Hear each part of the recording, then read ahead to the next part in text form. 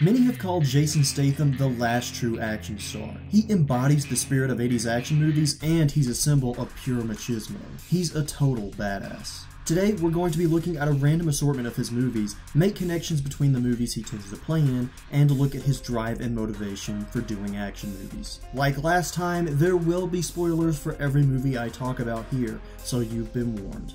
Let's start off this episode of Statham Mayhem with my favorite movie of the bunch, Safe.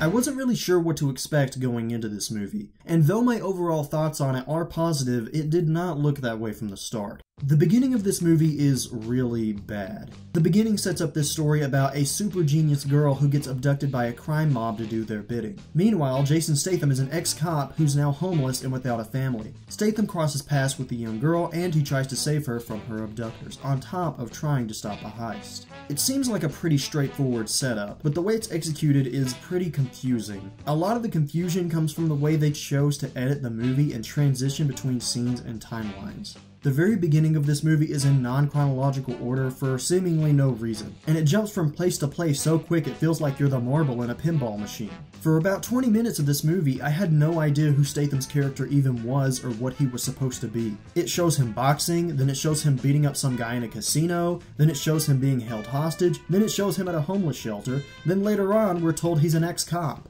There's hardly any context for any of this information that we're given, and the disorienting editing certainly didn't help. The most notable thing about the beginning of Safe is this shot of Statham on his knees. We get a close-up of his face as he actually sheds a tear. This is a very different performance from Statham, and in this scene he shows he has more range than what we usually expect from him. That being said, while I commend him for getting out of his comfort zone, it's not Oscar-worthy. I give him props for being able to cry and for being able to show a surprising amount of vulnerability, but for a scene where he's supposed to be sad and angry, he just looks really angry to me. After we see the bad guys make the little girl memorize a code to a safe, they get on a train where they cross paths with Jason Statham, and that's when this movie stops being bad and starts being really fun.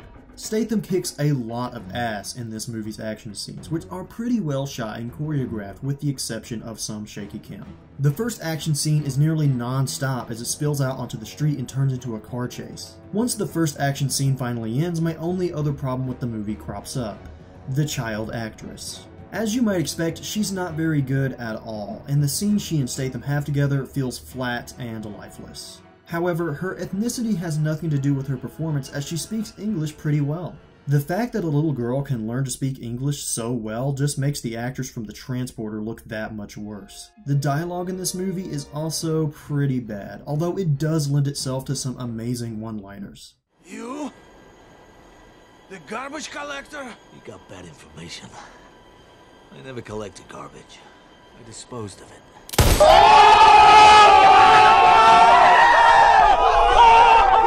Никогда не знаю, что говорит такие моменты.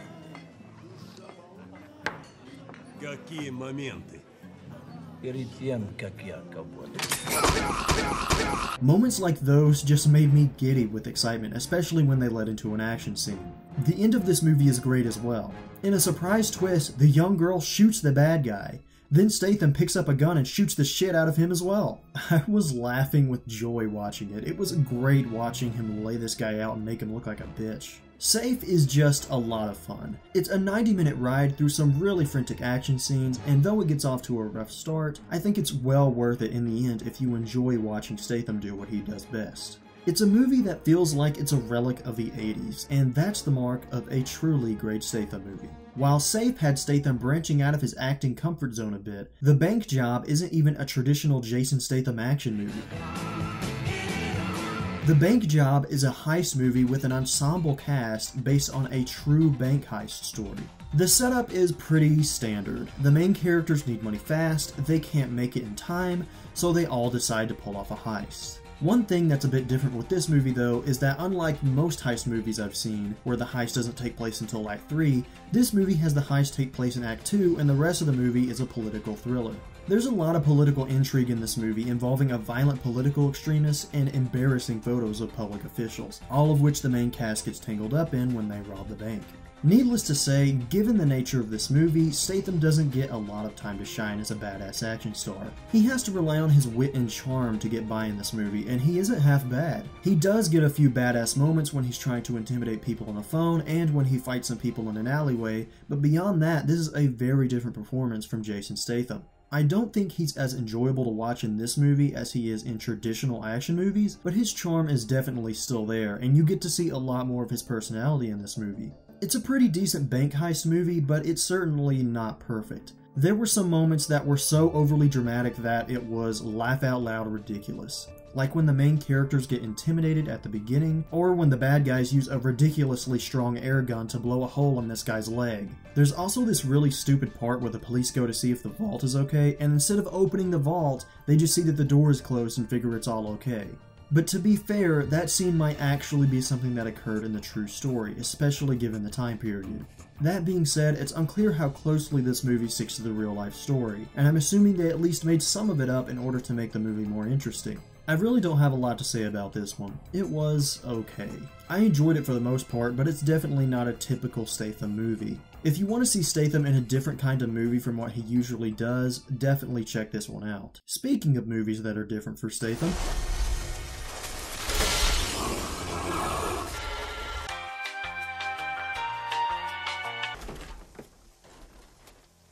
Chaos is bad. I just wanted to go ahead and get that out of the way in case the cheap looking title card didn't clue you in. It's a straight-to-video movie made in 2005. Apparently, it was originally supposed to be released in theaters. However, it had lots of production issues, and they couldn't get any studio to give it a theatrical release, so they just released it on DVD. Honestly, I cannot blame the studios for not wanting to associate themselves with this movie because it is a cheap piece of garbage. Despite the cheap title card and opening credits though, I was actually excited to see Chaos, because not only does it have Jason Statham in it, it also stars Wesley Snipes. With two actors as badass as Statham and Snipes being marketed as the lead characters, this could only be entertaining, right? Right? In Chaos, Statham plays an ex-cop. Again.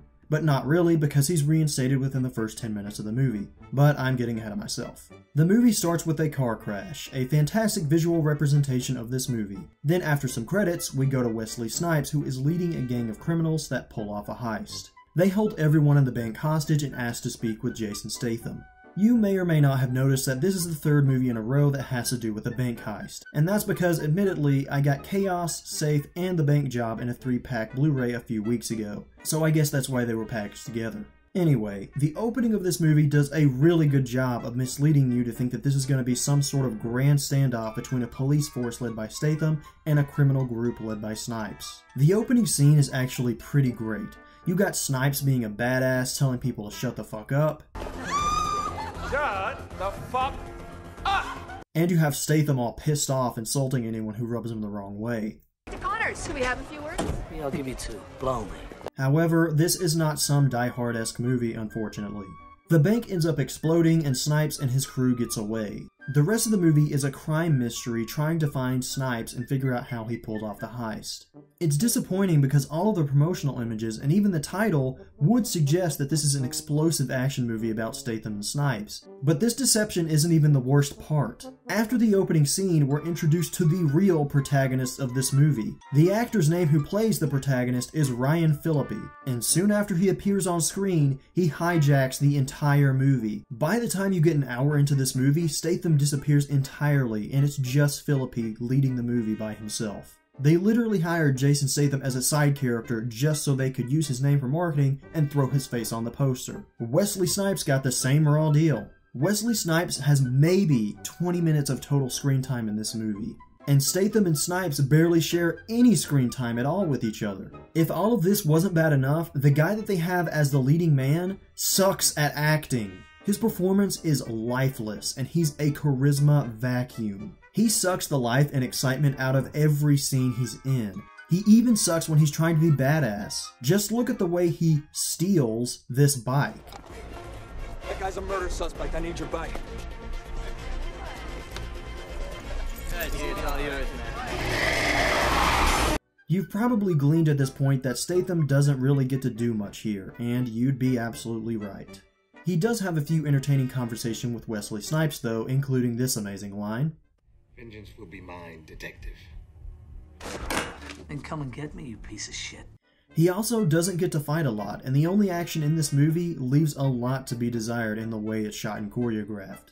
And did I mention this movie feels cheap? Because it feels really fucking cheap. You had only done what I said. Drop the weapon. The story of this movie isn't actually that bad. It's okay. There's a pretty good plot twist that reveals Statham to be Snipes' secret partner in crime, and I thought it was a decent turn of events. What weighs the movie down is literally everything else. The dialogue sucks, every actor with the exception of Statham and Snipes sucks, and the whole thing feels cheap as hell.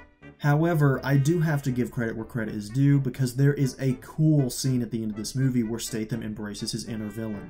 On top of him just killing it with the menacing tone, they give him this hat and shades combo that just puts the icing on the cake. But that does not make up for the many shortcomings of this movie.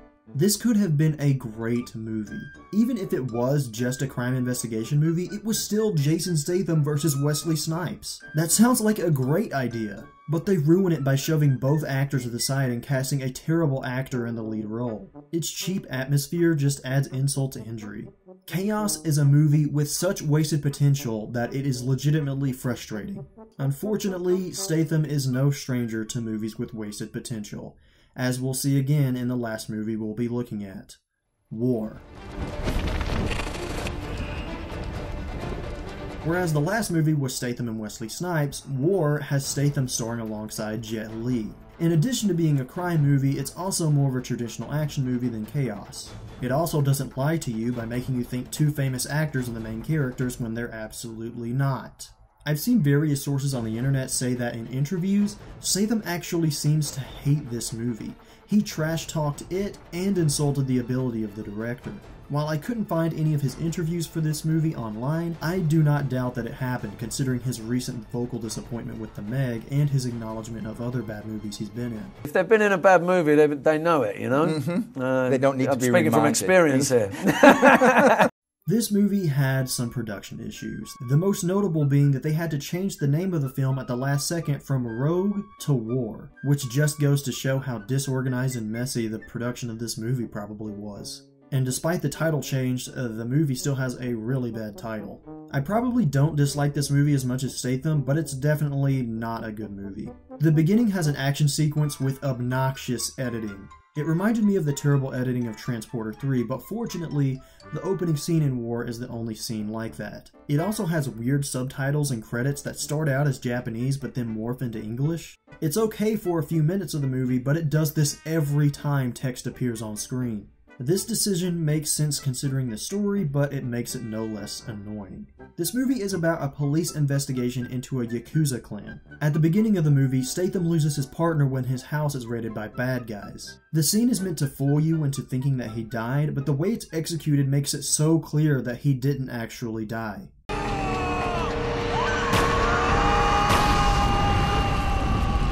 It's supposed to set up for a twist later in the movie when it's revealed that Statham's partner had his face reconstructed and he's actually the villain played by Jet Li, but by the time this twist is revealed, it's already so apparent. I want to take a second here and point out how many movies intended for Asian audiences Statham gets himself involved in. There's this movie, The Meg, The Transporter, and Safe, which are all made to appeal to Chinese or Japanese audiences. I don't know if Statham intentionally chooses movies that are like this, but either way, that is definitely a recurring theme in his filmography. I don't understand why this movie wasn't set in Japan. It's about the Yakuza and half the cast is Japanese, so it makes little sense for it to be set anywhere else. The movie's plot would just make more sense if it was set in Japan. All that being said, because it isn't set in Japan, we get to see Jason Statham speak Japanese, which is pretty awesome.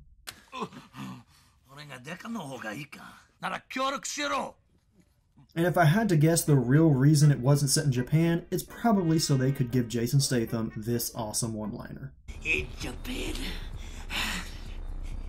you'd be dead.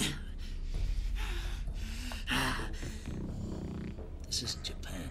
America! Fuck yeah! As you probably noticed at this point, Statham gets to be a total badass in this movie.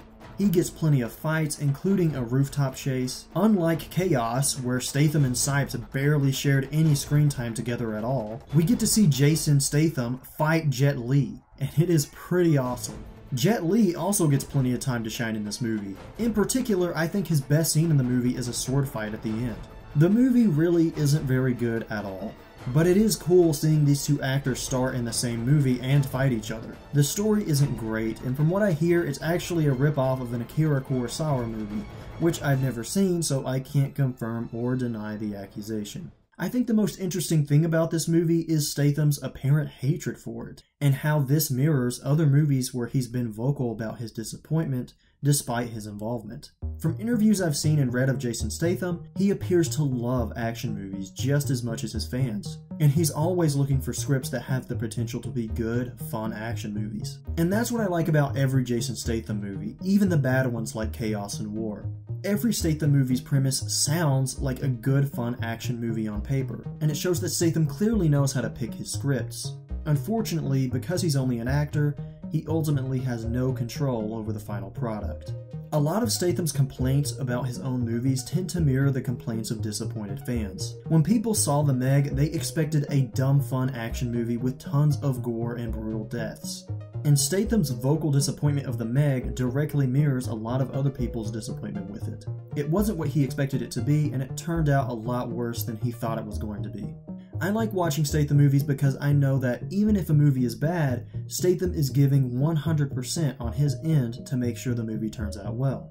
I think his drive for excellence and his struggle with the lack of control over the final product really come out in this interview he did for the movie Safe from Den of Geek.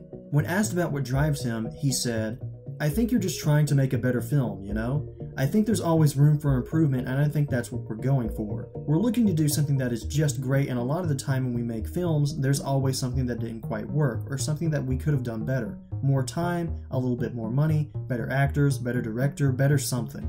If the film's bad, then I think you've got yourself to blame." While this dedication and drive makes him sound like the perfect action movie director, he has denied any plans to direct a movie. He feels comfortable in his role as an actor, and so long as he keeps doing that for as long as he can, I don't have a problem with it. I'm Randall the Vandal, and thank you for watching. Hey guys, thanks for making it to this point in the video, I really appreciate it. I just wanted to say that I want to start ranking the Jason Statham movies we talk about in this series. I'll include a link in the description of a letterboxd list that I have made, ranking all of the Jason Statham movies that I've talked about in this series, plus a few more that I've seen within recent memory, including The Meg. So if you want to see those rankings, you can click down in the description below, or you can just look at the screenshot that I've thrown up on screen. And until next time, I'll see you guys